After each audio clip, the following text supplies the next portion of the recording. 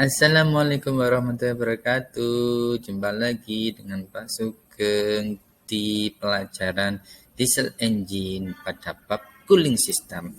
Gimana kabarnya kawan-kawan? Sehat semua ya? Alhamdulillahirrahmanirrahim.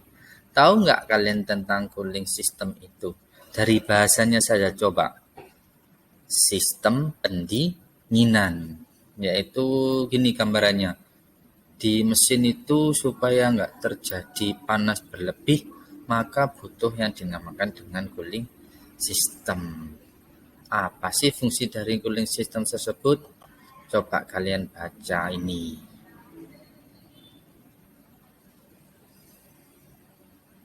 Benar sekali, paham nggak maksudnya? Yang pertama itu mempercepat suhu kerja.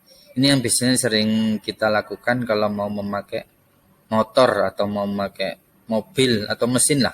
Itu biasanya kita panasi kan. Supaya apa? Ya ini tadi, mempercepat suhu kerja. Dengan harapan kalau suhu kerjanya sudah tercapai, engine atau mesin tersebut bisa cepat digunakan. Kemudian yang kedua, mempertahankan suhu kerja. Artinya gini, ketika mesin itu beroperasi, jangan sampai kelebihan panas atau istilahnya disebut dengan overheat. Nah, disinilah fungsi dari sistem pendinginan untuk menjaga, mempertahankan suhu kerjanya jangan sampai berlebih. Karena pasti nanti akan berakibat fatal ya, terutama pada kerusakan engine.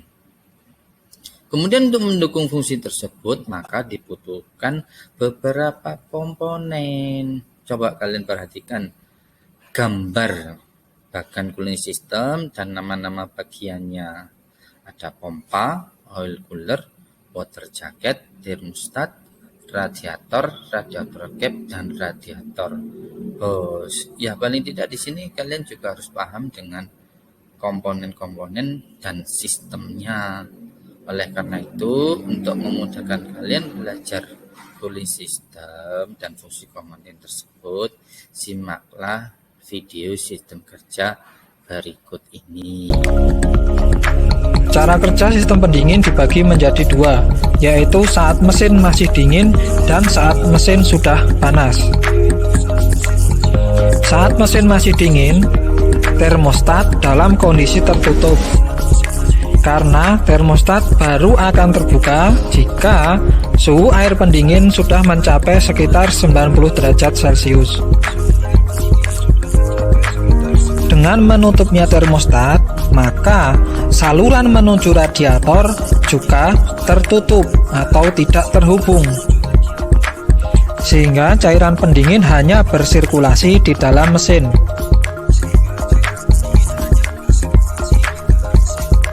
Hal ini bertujuan supaya suhu kerja mesin cepat tercapai.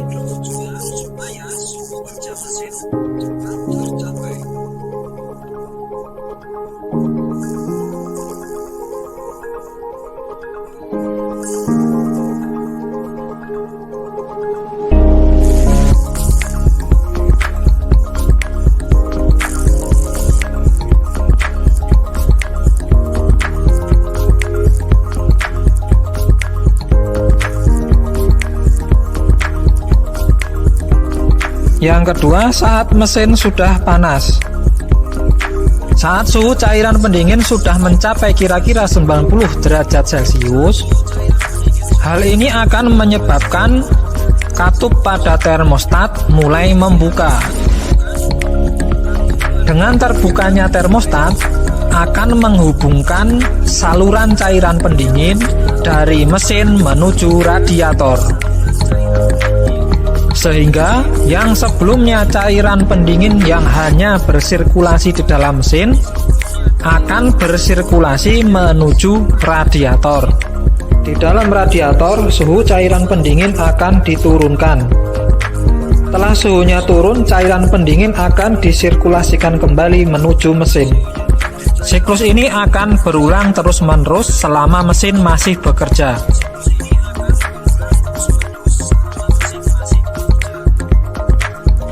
Saat tekanan di dalam sistem pendingin semakin naik, mencapai 0,9 kg per cm persegi, hal ini akan menyebabkan katup tekan pada tutup radiator akan membuka. Dengan terbukanya katup tekan pada tutup radiator, hal ini akan menyebabkan cairan pendingin masuk ke dalam tabung reservoir. Katup tekan akan tertutup kembali jika tekanan di dalam sistem pendingin lebih rendah dari 0,9 kg per cm persegi.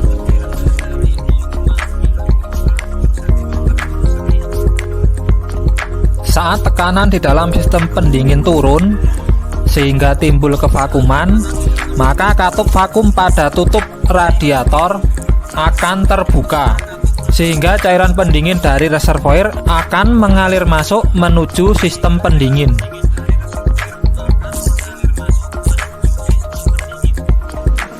Demikian tadi cara kerja sistem pendingin air, semoga kalian dapat memahaminya. Assalamualaikum warahmatullahi wabarakatuh. Macam-macam sistem pendingin.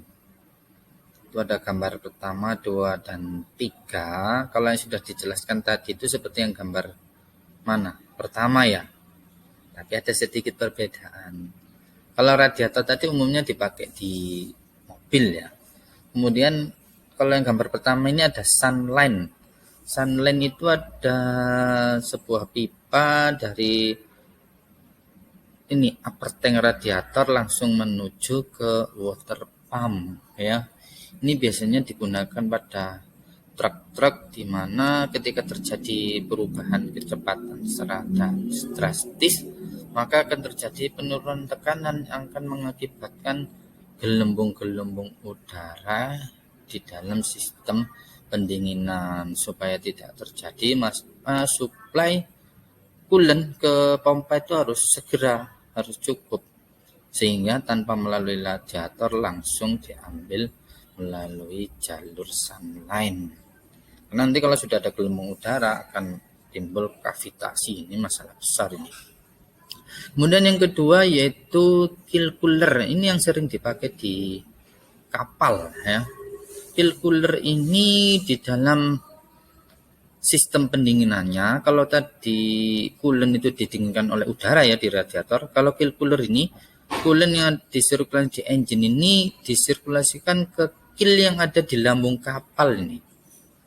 Nah, yang melengkung ini ya. Sehingga panas dari coolant engine itu diambil langsung oleh air laut ya, tentu saja dengan persinggungan. Kemudian yang ketiga, ini juga yang dipakai di kapal. Ini ada coolantnya engine sendiri yang bersirkulasi di engine, kemudian masuk ke heat exchanger. Heat exchanger itu sebuah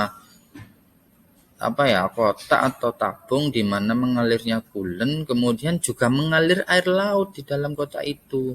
Tujuan air laut dialirkan ke kotak itu adalah untuk mengambil panas dari coolant punyanya engine, tentu saja dengan bersinggungan. Artinya antara coolant engine dengan air laut itu tidak gabung jadi satu ya. Ini heat exchanger. Bagaimana kawan-kawan?